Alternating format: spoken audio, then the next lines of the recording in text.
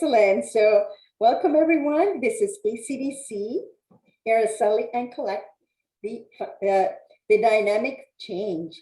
And my name is Araceli. I'm a transition wealth advisor, and I love helping professional women to rearrange their finances so they can get better results. They can retire faster and get rid of the debt quicker. And I'm here with my partner, Colette. Colette, can you introduce yourself? Hi, I don't know if you actually said AC/DC because that's what you're telling Colette. Okay, because I'm like, I heard the second part, AC/DC and transit. I think I said it too quick. Yeah, maybe you're talking so fast. Hi everybody. My name is Colette Rabba. I am a real estate broker in the GTA. I like to say West End. I'm a West End girl, but I help anybody even out east, Oshawa. Not that I really want to go travel, but if my clients need me to go out there, then I will. I love helping home buyers and sellers equally, but also my specialty is in income properties and especially landlord tenant.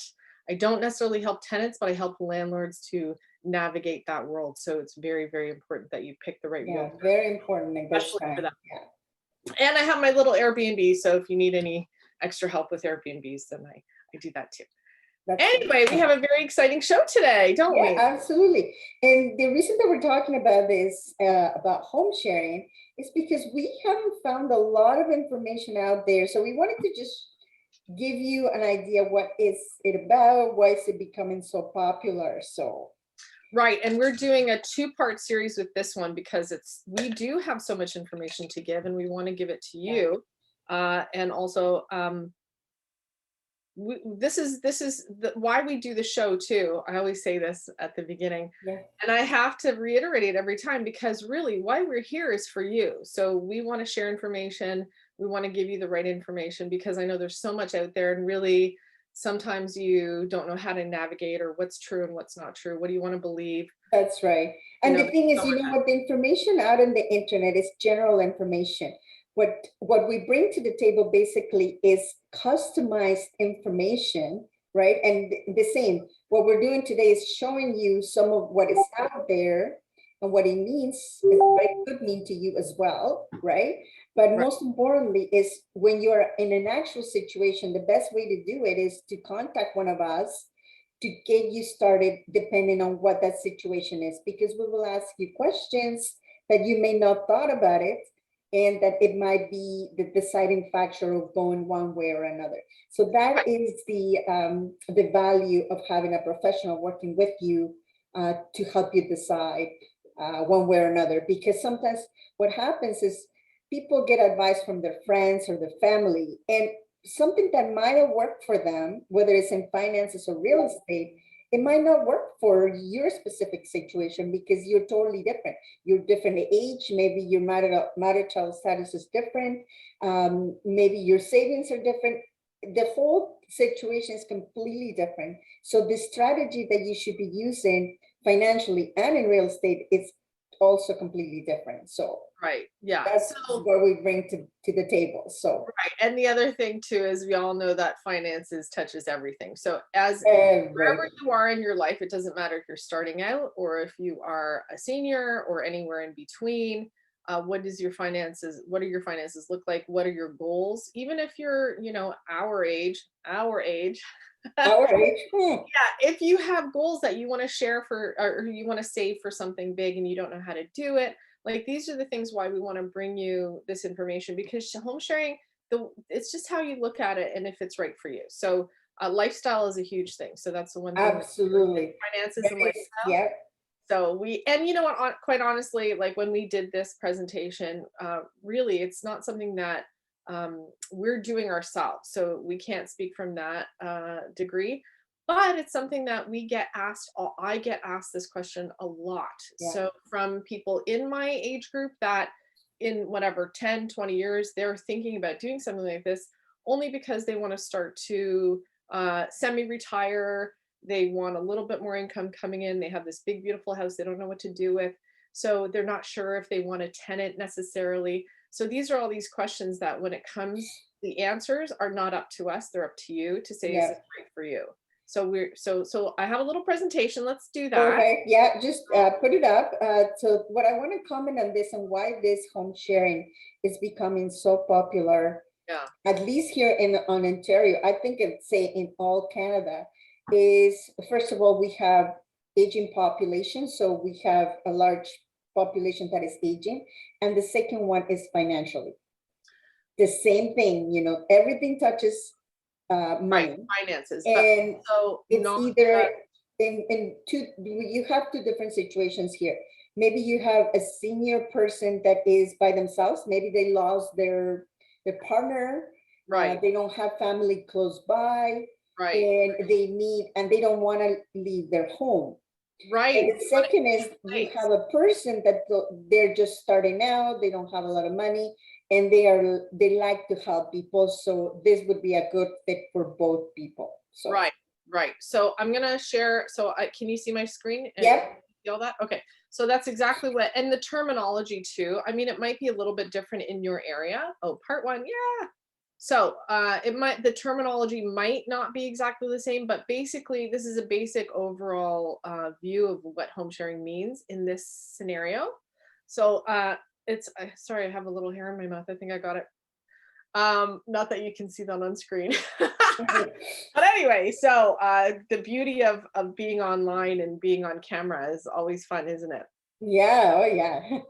So okay, so home sharing. So really, generally speaking, it's two people that have a need and something to offer. So, and then you want to make it beneficial for both parties. So it's the always what's in it for me scenario. So that's what we're going to go through today. So basically the terminology that I want to use today is the home provider. It doesn't even have to be somebody who owns a home. So I don't like saying homeowner.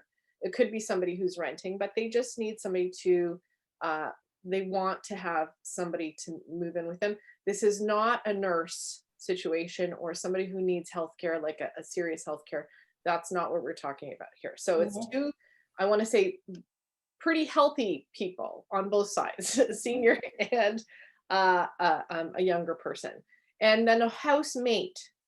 And what it is, and it's an exchange for an agreed level of help and possibly a monetary exchange. You can have that person live there for you, live with you for free, but you have to ask something. They can't just live for free. There has to be something in exchange.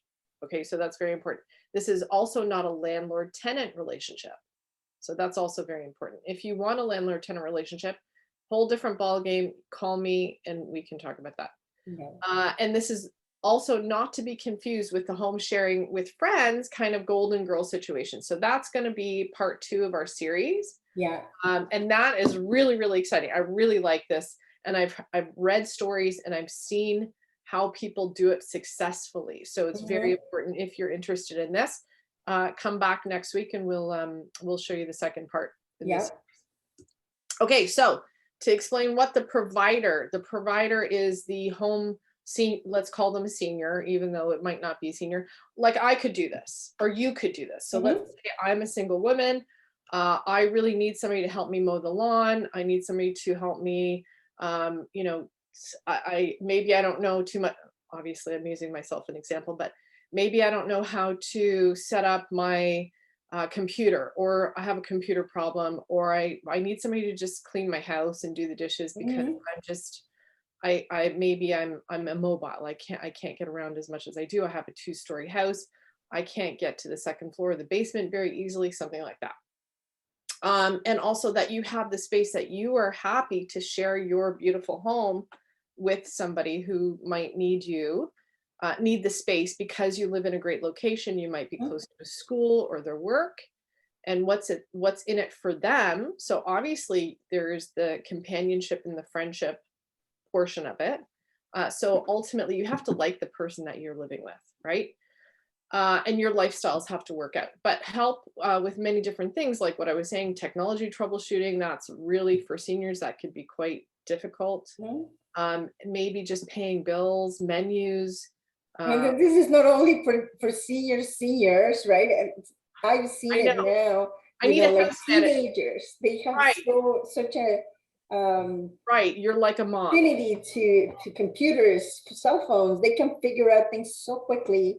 Right. To me, I still, sometimes I struggle like, okay, Yeah, so what do I do here, right? of course. Yeah, of course. And then even things like a menu, like putting together a menu and eating plan, because even somebody like me, if I'm by myself, I don't eat. To sit there and say, okay, well, now I have to plan a menu with another person, have meals together. Is that part of the deal? Does that person like to cook? Should I cook? Do I like cooking? Yeah, So this is all through the interview process to figure out who you are. Lawn mowing, cleaning, errands, driving, all these things are something that some seniors, their eyesight goes bad. They can't drive anymore. So do they even know how to get an Uber on a phone? Like something that's come yeah. so easy to a younger person. It's a win-win situation for both parties.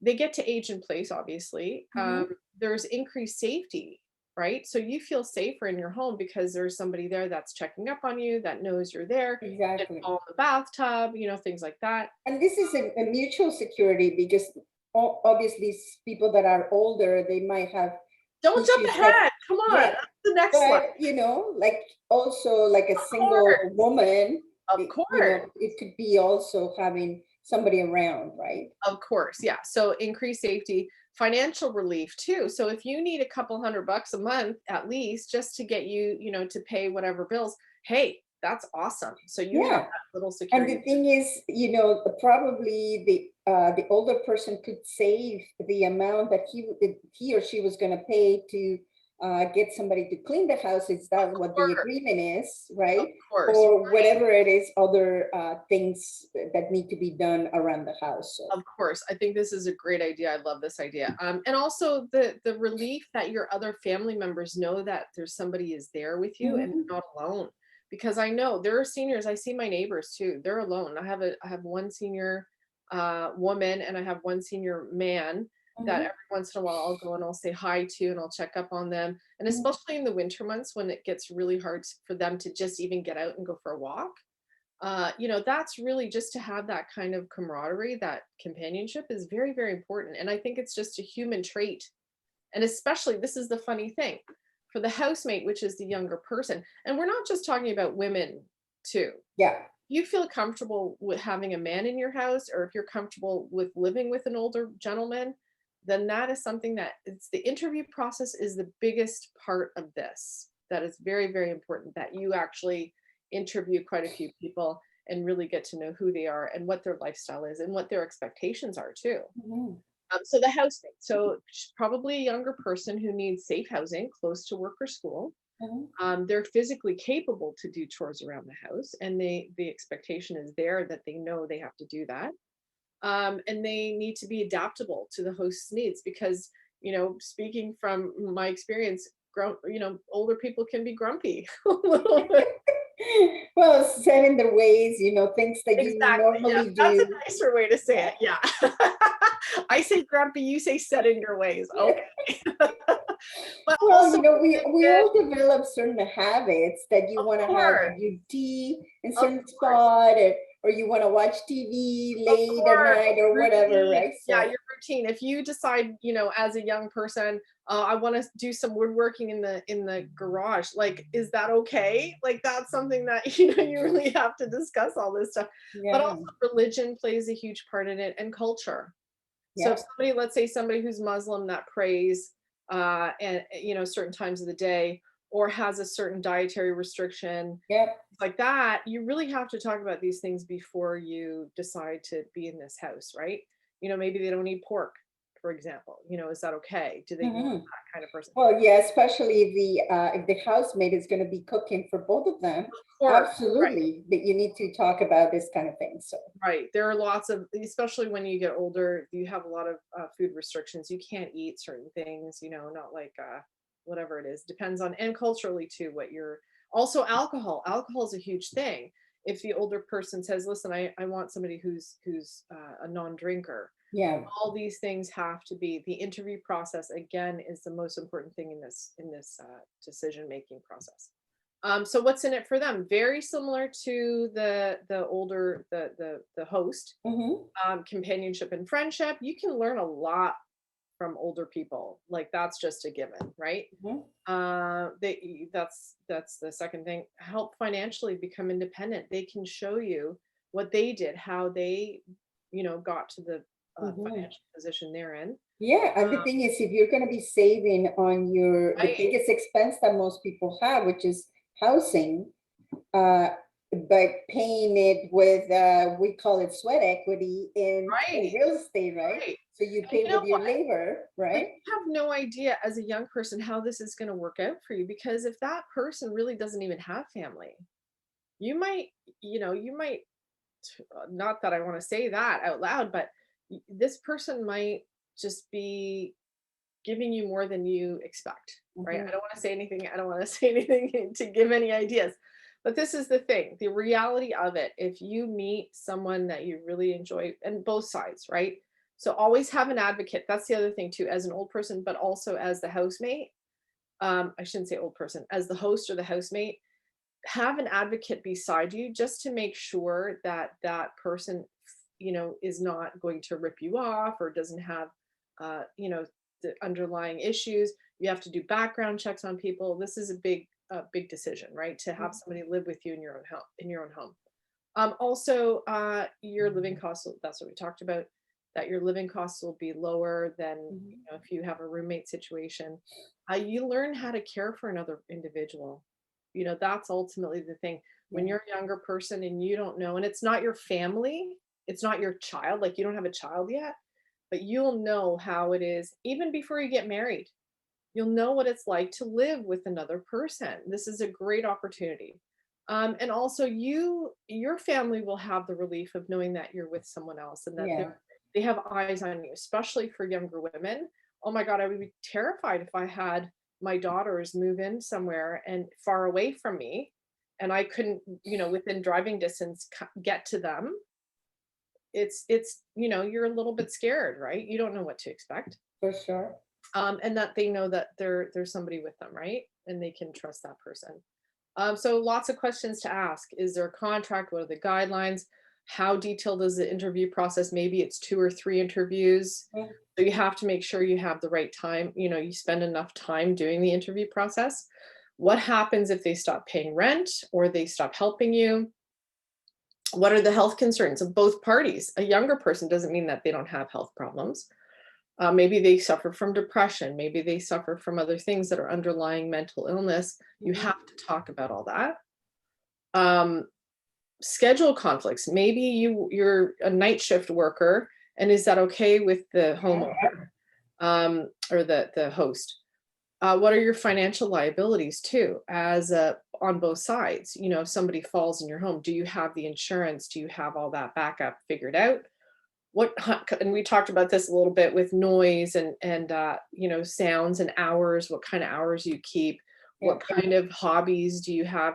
Seniors tend to wake up at 5 in the morning. If you're a night owl and you're disturbed easily by, somebody walking around at 5 in the morning. That might not be a good fit, right? So absolutely right.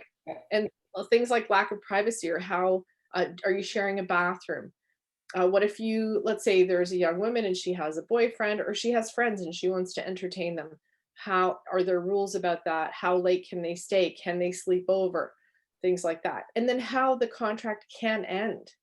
So these are all things that have to be spoken about before, right? Yeah, exactly. Like I think for the housemaid, the decision, it would be, what is your plan for the next 3 to 5 years? Are you single? Are you seeing somebody? Are you planning to get married? What are your financial goals? Obviously, because you're doing it to save money. Right. Are you saving for a specific thing, for maybe a house? Maybe you want to move somewhere else. There's many situations, maybe just for your retirement, to get ahead in those years, right? And also, so the similarity of, let's say, landlord-tenant, some kind of a lease agreement is how, how does it end? So to really emphasize on, do I give you 30 days notice? Do I give you 60 days notice? Can you kick me out immediately? Like, these are all things that maybe your schooling ends in 3 years and say, okay, I need a contract. I would like to be here for 3 years, but if something happens in between, what do you need from me? Or both sides, what do you need from me? to actually end the contract. Correct. Maybe. I think that, you know, just to be on a good terms, 60 days, just like the normal processes for any tenants to leave, because Right. it'll give you the ability to replace that person or decide, well, maybe this is not for me, Right. depending also what age the house provider is, right? Right. And what happens? So let's just say the house provider dies. Then what happens? You know, this is something that is um, understood in a landlord tenant kind of agreement, if the house is being sold, or you know, how to move forward from that. But you know, these are things that you really have to have in a contract. So so the next thing is what to do. How do you, if this interests you, what's the next step for you? So to find a home sharing program, unfortunately, Araceli and I don't really specialize in this. I can help with um, putting together questions, things like that, if you're really Mhm. interested. But also, it's not our niche. Yeah, that's right. And the thing is with me as well, like if somebody wants to say, well, I'm going to be saving this much money, what can I do with this money? I can help with that. Right. Um, But also for you to talk to them first to say, you know what, you need a couple $100 a month just to keep your lifestyle. Here's another option, what you can possibly do. It doesn't Mhm. have to be a tenant necessarily agreement. It can be a home share program that you're offering someone.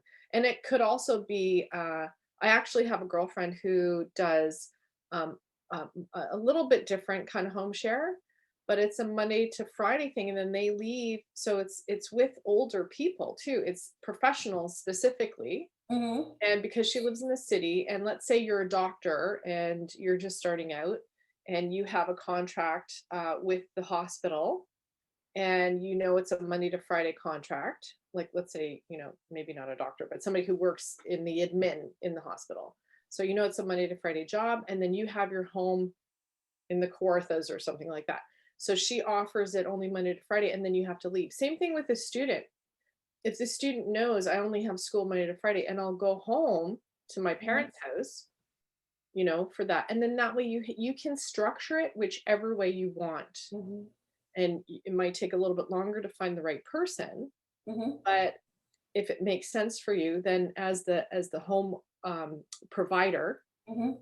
you get to make the list of what your requirements are, and then you'll see. And obviously we all have to be a little bit flexible with things like this. So if you don't get something, you know, you have your wish list and your must list. Mhm. So if they meet your must list and then the wish list is kind of like, okay, well, you don't meet the criteria 100%, that's okay, right?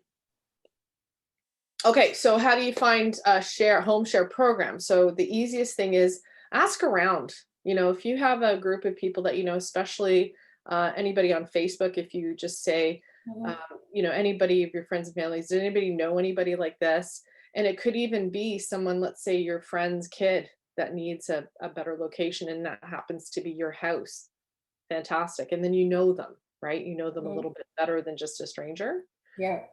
And then you can look online and you type in your city that you're in, plus the word home share or the words home share. So in Canada, there is something called homesharecanada.org. So that can give you a little bit of information too on what's the next steps. And you can always contact us for more information too about how this all works and what you, and if it's right for you, especially Yeah, our, exactly. yeah, financially, if this works for you, if this makes sense to you. Yeah. And Yeah. it all depends on your lifestyle, Yeah. because if you're a party person, you know, most people that are older, they might not want somebody like that, right? So it has to work with you if you are either working now and maybe going to school. Also, you need to have a little bit of time to contribute Right. to this property, because most likely you're going to be probably doing some cooking or some cleaning. If Right. you're not cooking, or if the person, you know, the older person likes to cook, then that's great, right? But at Right. the same time, for whatever you have decided, and it also has to be something that you can do, uh, and that you can contribute to the home as Right. part of the contract, right? Well, the other thing too is like you don't like, this is the fun part of all of this is maybe the senior travels a lot too, and they just need somebody to take care of the house and be there and, feed Yeah. the dog or feed the cat and keep the house clean and make sure that if something happens, like you don't want something, the roof is leaking, you need to have those things figured out right away. So it's almost like, you have this built-in, home, or like a house. I don't know what you call it, like a Babysitter. Yeah, a sitter. house sitter. Yeah, things like that. So all these little things, if it depends on your lifestyle too, like what I plan on doing as I get older, when I get to a certain age, I'm probably never going to be here. I'd like to travel. I want to be out of this house. Get out of the house, like after COVID, especially. Exactly. How do I do it? If one of my kids or if none of my kids want to live with me, I have this beautiful house. I have no intention of leaving it or moving it. Well, maybe I'll move out if they want it. But this is the thing. If you're in this right kind of frame of mind to say, okay, I do need something, I'm just going to say thank you for watching. I'm going to close the screen so you can see us again. Oh, this is part one. So really, when it comes to doing this exploration of what this could look like for you, it could be amazing. Really. And don't think, Absolutely. oh, I'm not a woman, I can't do this. It's okay if you can have the home share package could really look really good for you. Like if it's really up to you to say, would I be a good provider? Can I, what are the expectations? Can I trust this person, to take care of my property? You have to do the background checks on them. Same thing with the younger person too. You don't want somebody to take advantage of you too and say, oh, they're working me like a dog and I have to clean the house every day with a toothbrush and whatever crazy stuff is going through your head. Like, don't worry about that. Just explore. That's why we want to do the show. Yeah, exactly. And you know what? It's becoming so popular now because a lot of people, as I said, in Toronto, at least in the GTA, right, everything is so expensive from rent to owning. So basically right now we're kind of like in the pathway of New York. If you didn't buy 30 years ago, nobody could buy anymore. Yeah. Right? Yeah. Well, that's it. So that's why we're going to do the next week's show is about actually purchasing together. Yeah. And how that works out and what that looks like. And I'm really excited about that too, because even my own girlfriends are like, okay, well, you're single, I'm single, and we're going to get older and we can do this. And I'm like, oh my God. So the other thing too, before I forget, the last thing that I want to say is if you have a house, but it might not be exactly like the way it's you might need to renovate your house is what I'm trying to say, to make it a little bit more private. Let's say if you have 2 bedrooms but you don't really want to see or if you have 2 separate bathrooms and you might want to provide a lock for that other bedroom for the person that's the house. So there's some changes that need to be made in order to have like that separation. It's just because that person is not related, right? Exactly. Yeah. So then everybody will have their own little privacy. Exactly. Yeah. So things like that, we can always help you with that. I don't mind if you're in the West End GTA for me to come by, no obligation, obviously, just to say, okay, if it were me, these are the few things that I would put into place. So don't ever hesitate to ask us questions and give us comments and feedback. Yeah. Anything that if you didn't see it today, let us know and we can make a show or just answer the question in the next show. So that would be great. All right. And, tune in for next week to the second part of Home Share when people get together to buy a property. And it's very exciting, all the information that we have for next week. Okay. Yeah. Thanks, Colette, for putting this the presentation together. This was amazing. So my pleasure. Yeah, no, I'm really excited about that. So great. So then we'll see you guys next week. Yay. Okay, bye, Colette. Bye, everybody.